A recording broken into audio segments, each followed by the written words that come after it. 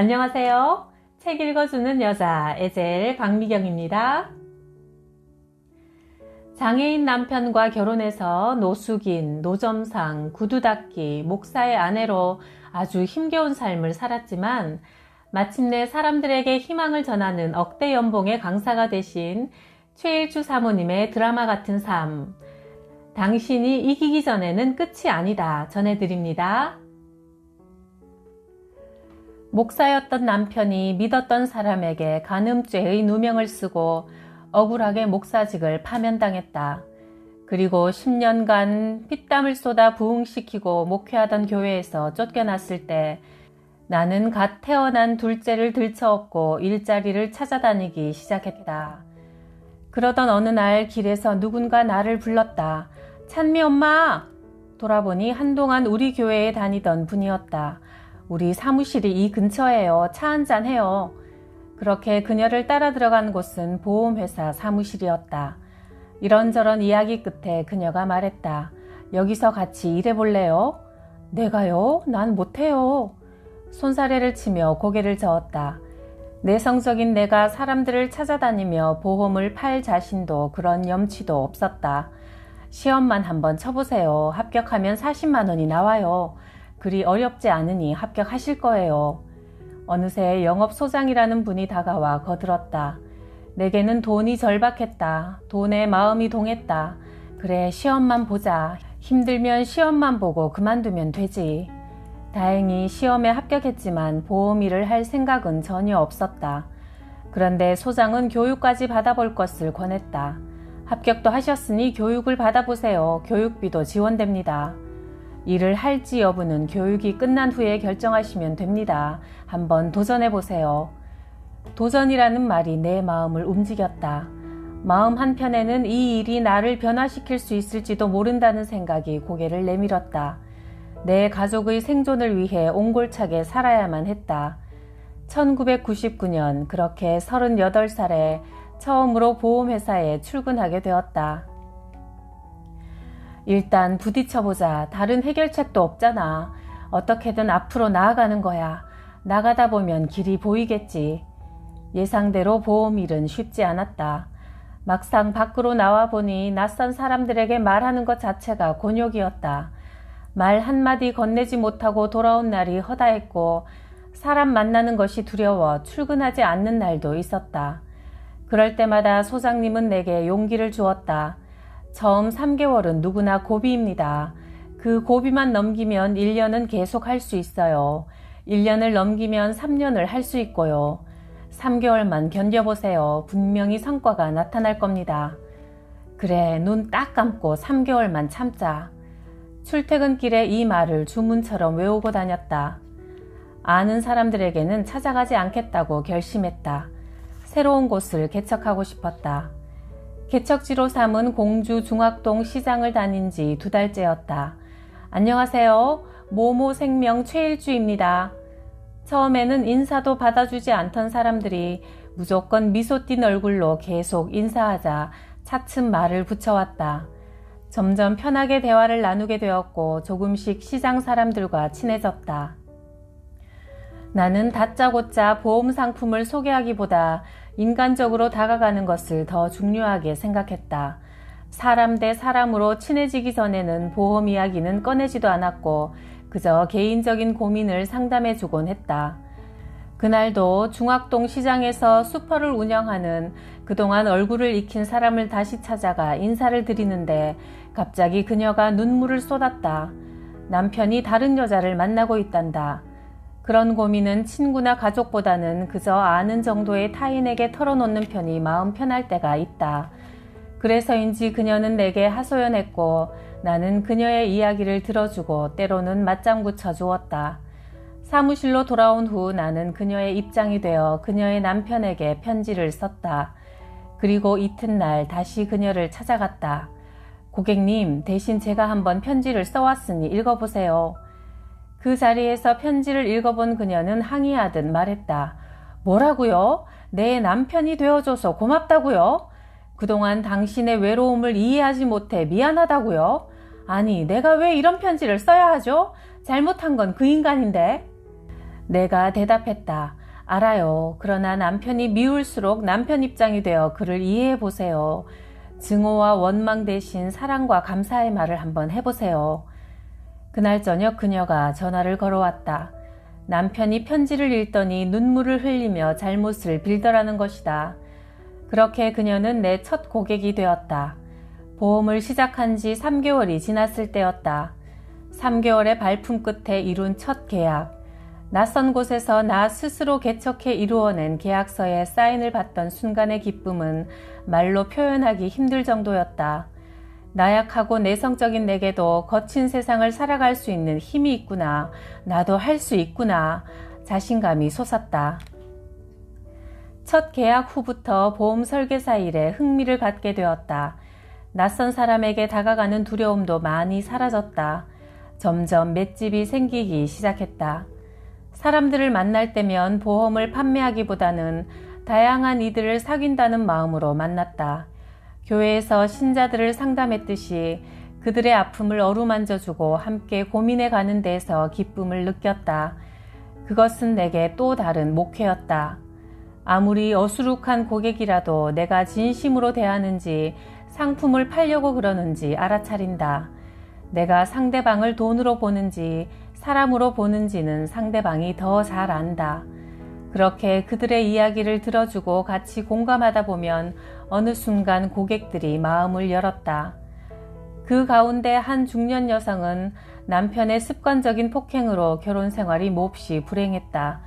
이혼하고 혼자 사는 터였지만 여전히 그때의 상처 때문에 힘들어했다.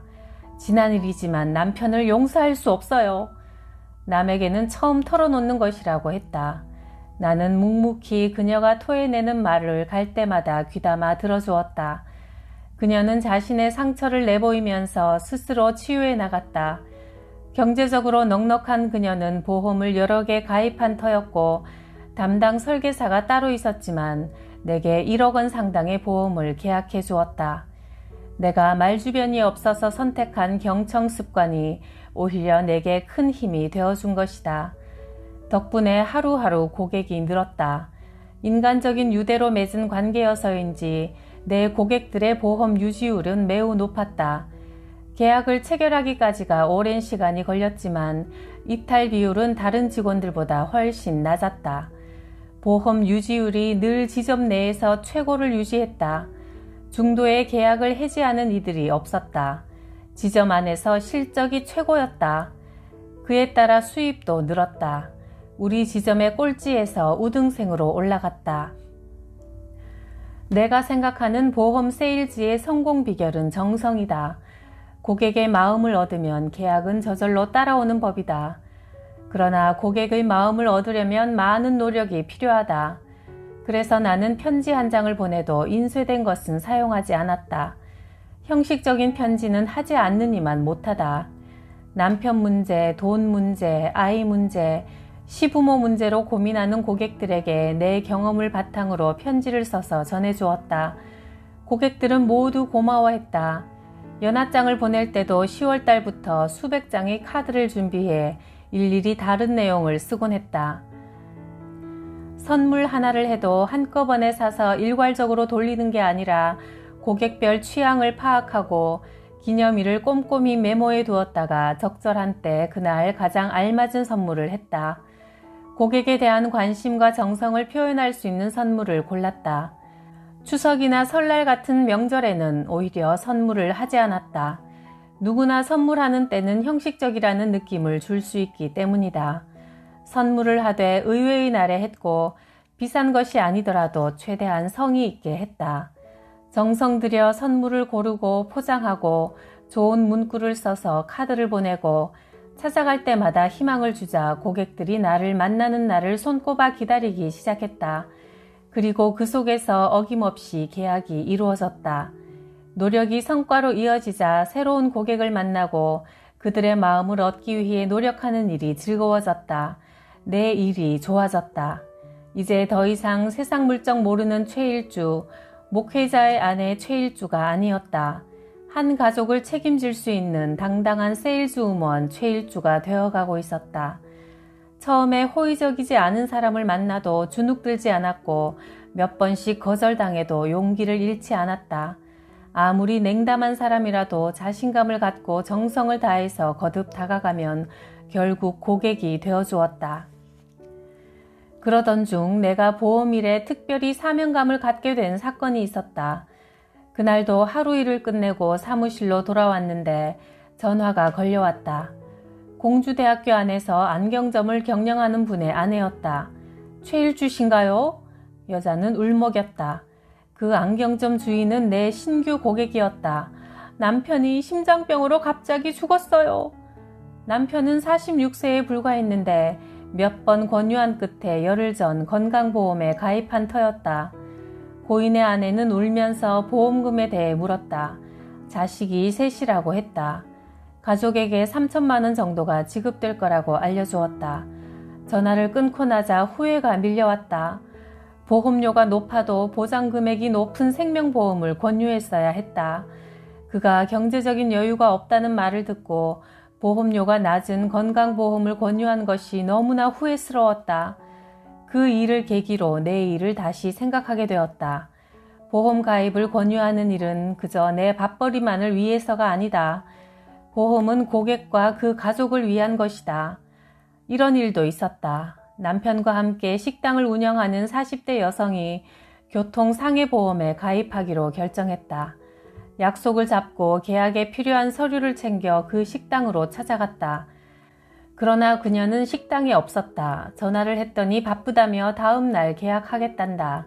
나는 기다리겠다고 했지만 그녀가 굳이 내일 만나자고 했다. 바로 그날 저녁 7시 그녀는 교통사고를 당해 즉사했다. 차를 몰고 가다가 맞은편에서 오던 트럭에 들이받친 것이다. 기가 막혔다.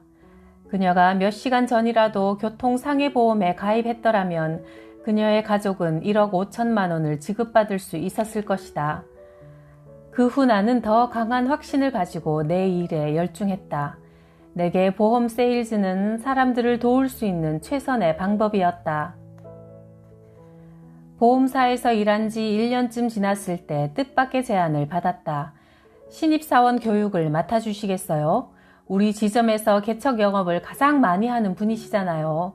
개척 정신에 대해서 또 상품에 대해서도 해박하시니까 신입사원들에게 들려줄 이야기가 많을 거예요. 그렇게 해서 얼떨결에 신입사원 교육을 맡게 되었다. 신입 설계사들이 이 일을 하기로 했다는 건 자신의 상처를 보듬을 힘든 선택인 경우가 많다. 내가 그들에게 할 수 있는 것이라곤 그들의 상처를 어루만져 주는 것밖에 없다. 그래서 내가 이 일을 시작하게 된 이유와 과정, 적응하기까지의 어려움, 3개월 만에 첫 계약을 성사시킨 후 얻게 된 자신감, 이 일의 가치에 대한 확신을 있는 그대로 솔직히 이야기했다. 그런데 다들 감동하고 덜어는 눈물까지 흘렸다. 반응은 생각보다 훨씬 좋았다. 덕분에 회사에서 마련한 외부 강사의 프로그램보다 최일주 씨 강연이 제일 좋다고 말하는 사람들이 늘어나고 칭찬을 받자 나도 신바람이 났다. 내가 겪은 일들은 다시 생각하고 싶지 않을 만큼 고통스러운 세월이었다. 그런데 그 힘든 경험이 다른 사람들에게 희망을 준다는 사실이 나를 기쁘게 했다. 신입사원 교육은 보람 있는 일이었다. 무엇보다 재미있었다. 세일즈는 힘들면서 즐거웠지만 강연은 힘들지 않으면서 즐거웠다. 세일즈보다 강연이 더 내 적성에 맞는 것 같았다. 나이 40에 새로운 꿈이 그려지기 시작했다. 전문 강사가 되는 건 어떨까? 공주대학교 행정대학원에서 최고 경영자 과정도 공부했고 시간 날 때마다 책을 읽었다. 자기계발서, 명언집, 소설, 시, 에세이 등 장르를 가리지 않았다. 찬거리는 못 사도 필요한 책은 꼭 구입했고 유명 인사나 명강사의 강연을 찾아다니며 열심히 들었다. 집으로 돌아와서는 강연 내용이나 강사의 목소리, 몸짓 등을 분석하고 기록했다. 책에서 읽은 내용이나 명언을 보충하여 강연 원고를 만들었다. 산에 올라가 숲을 내려다보며 혼자 강연 연습을 했다. 그러던 몇 달 후 공주시청에서 전화가 왔다. 저희 시청 공무원들에게 행복한 가정이라는 주제로 강연을 해주시겠어요? 생각지도 못한 일이었다. 대학원 최고 경영자 과정을 함께 들은 한 분이 마땅한 강연자를 찾던 부시장에게 나를 추천했단다. 인연이란 참 묘하다. 그가 나를 강사로 추천할 줄 누가 알았겠는가. 강연장 안은 300명이 넘는 시청 직원들이 자리를 가득 메우고 있었다. 우여곡절 끝에 결혼한 이야기부터 우리 부부가 겪어온 신선스러운 삶을 이야기했다. 지팡이 2개가 없으면 한 걸음도 내디딜 수 없는 장애인 남자와 결혼한 사연, 결혼 직후 비닐하우스에서 살다가 홍수로 떠내려가 한동안 노숙자 생활을 했던 날들, 갓난아기를 업고 구두 닦기를 했던 일, 믿었던 교인에게 사기당하고 빚독촉에 시달리느라 하루하루가 죽느니만 못했던 기억, 남편의 사고로 대소변을 받아내야 했던 일까지. 나 같은 사람도 있으니 용기를 잃어선 안 된다고, 누구에게나 고단한 삶이 있지만 자포자기 하지만 않으면 반드시 다시 일어설 수 있는 희망이 있다고 전했다. 2시간으로는 모자랄 정도였다. 강연이 끝났다. 여기저기에서 박수 소리가 터져나왔다. 그들은 우여곡절 많은 내 삶에 관심을 보였고 공감했다. 선생님 살아온 이야기를 들은 것만으로도 용기가 납니다. 그 뒤 지역신문에 강연 기사가 났고 이를 계기로 공무원 연수원과 교도소에서도 연락이 왔다. 강연이 입소문을 타면서 TV 강연에서도 요청 전화가 왔다. 이것이 인생이다. 아침마당 프로그램에도 나가게 되었다. 초등학교도 나오지 못한 장애인 남편이 아내의 도움으로 목사가 되고 마침내 부부가 함께 이름난 명강사가 되는 과정이 전국에 알려졌다. 그것을 계기로 결혼한 지 21년 만에 웨딩드레스를 입고 많은 이들의 축하를 받으며 결혼식도 올릴 수 있었다.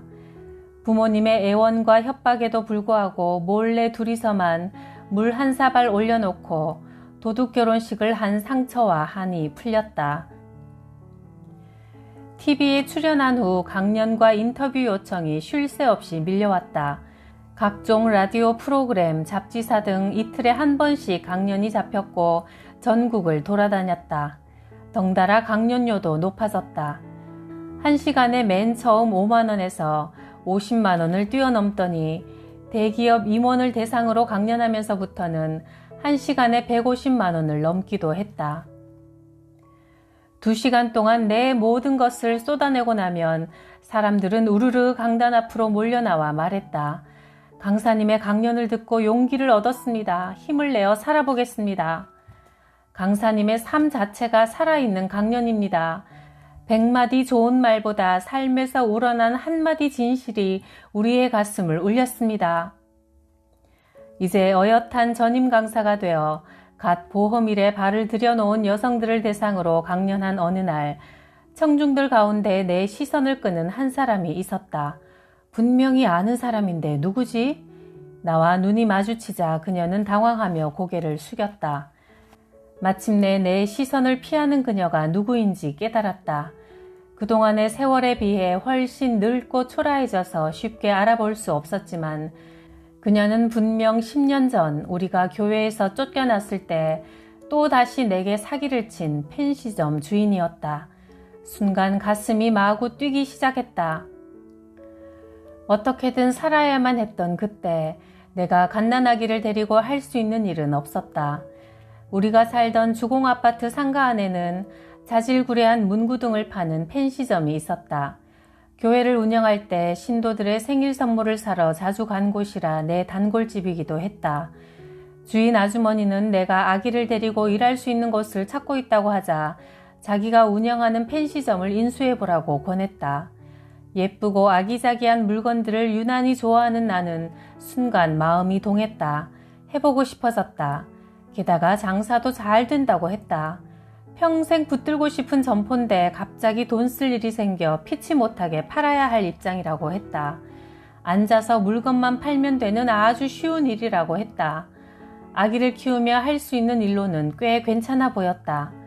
인수하는데 얼마나 필요하죠? 3천만 원은 받아야 해요. 보증금 500만 원에 권리금 2,500만 원이에요. 여기 물건들 값과 인테리어, 건물 시설에 대한 거죠. 나는 다시 한번 점포를 둘러보았다. 인테리어는 낡아 있었고 점포 뒤에 조그마한 방이 하나 보였다. 내가 시작할 때는 이보다 훨씬 더 많이 들었지만 찬민의 형편이 어려우니까 그것만 받을게요. 내가 특별히 생각해서 싸게 드리는 거예요. 나는 그 말을 철석같이 믿었고 그 주인이 천사로 보였다. 서울에 있는 두 동생에게 보증을 부탁해 은행에서 1,000만 원을 대출받고 살고 있는 아파트를 전세 놓아 3,000만 원을 만들었다. 대신 우리는 시골에 1년에 180만 원 하는 방 2칸짜리 집을 얻었다. 우리는 현금 3,000만 원을 펜시점 주인에게 건네주고 점포를 인수했다. 희망에 부풀었다. 남편의 낙심과 방황도 끝날이라고 믿었다. 평생의 소명으로 여긴 교회 일과는 비교할 수 없지만 생업이 생겼으니 기대가 샘솟았다. 하지만 훗날 알고 보니 점포는 이미 3년 동안 나가지 않은 상태였고 구석진 곳이라 손님이 드물었다. 나는 모르는 사람도 아니고 수년간 알아온 이웃이 속일 리 없다고 생각했다. 게다가 그녀는 교회 집사였고 남편은 시청 공무원이었다. 굳이 남을 속이지 않아도 나름 풍족하게 사는 사람이었다. 그러나 가게를 인수하고 나서야 철저하게 속은 것을 알아차렸다. 물건도 많이 비어 있었다. 쓸만한 물건은 미리 빼내어 다른 곳에 팔아버린 것이다. 그 모든 것을 알게 되었을 때 그녀는 이미 다른 지역으로 이사간 뒤였다.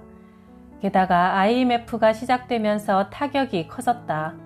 곧 임대료마저 밀리기 시작했다. 주위 사람들은 장애인 등쳐먹은 나쁜 여자라며 다들 펜시점 전 주인을 욕했다. 억울해. 사는 게 너무 억울해. 남편은 또 사기를 당했다며 가슴을 쳤다. 결국 우리는 3년간 고생해서 6천만 원이라는 엄청난 빚과 신용불량자 딱지만 얻었다. 지옥 같은 날들이었다.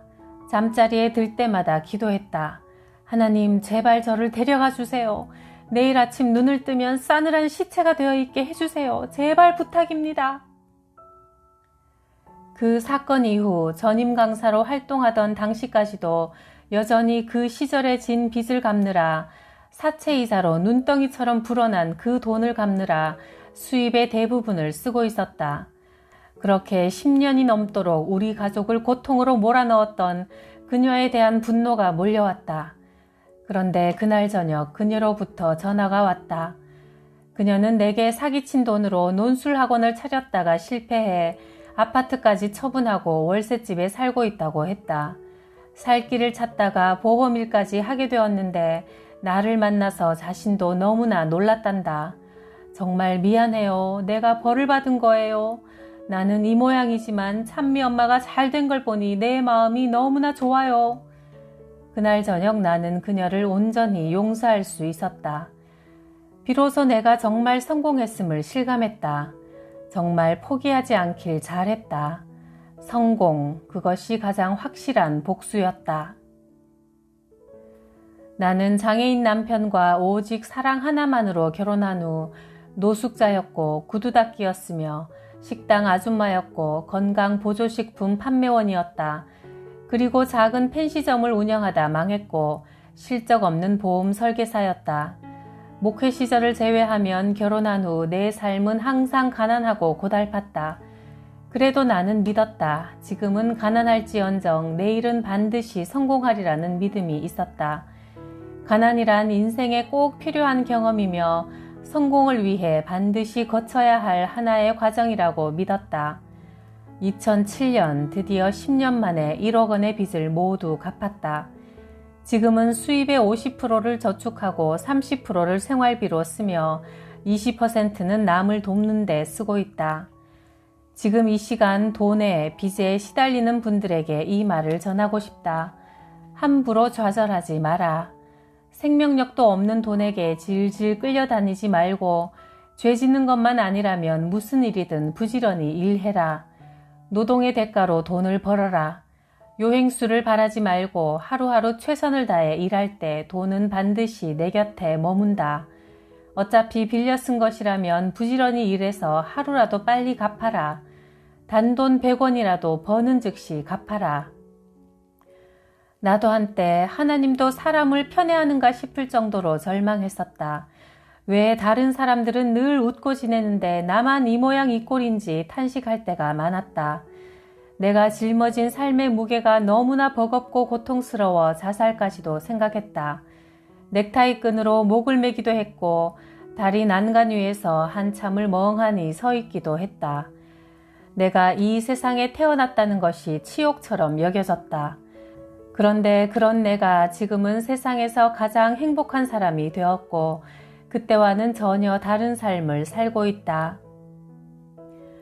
하나님은 믿음을 버리지 않고 꿈꾸고 노력하는 사람을 반드시 기억하신다. 힘들고 고되다고 스스로를 벼랑 끝으로 내몰지 마라. 노숙자와 구두 닦기, 노점상을 전전하던 어리석은 한 여자도 이처럼 세상의 높은 곳에 오르지 않았는가? 하나님은 사람을 가난하게도 하시고 부유하게도 하시고 낮추기도 하시고 높이기도 하신다. 가난한 사람을 티끌에서 일으키시며 궁핍한 사람을 거름더미에서 들어올리셔서 귀한 이들과 한자리에 앉게 하시며 영광스러운 자리를 차지하게 하신다. 사무엘상 2장 6절에서 8절 말씀. 하나님이 연출하시는 인생극장에는 반전의 묘미가 대단한 것 같아요. 가장 밑바닥의 삶을 살던 사람을 높이 들어 올리셔서 희망의 메신저로 사용하시는 멋진 하나님이 계시니까요. 우리도 희망이 있다고 믿습니다. 구독, 좋아요, 댓글로 저에게 언제나 희망을 주셔서 감사해요.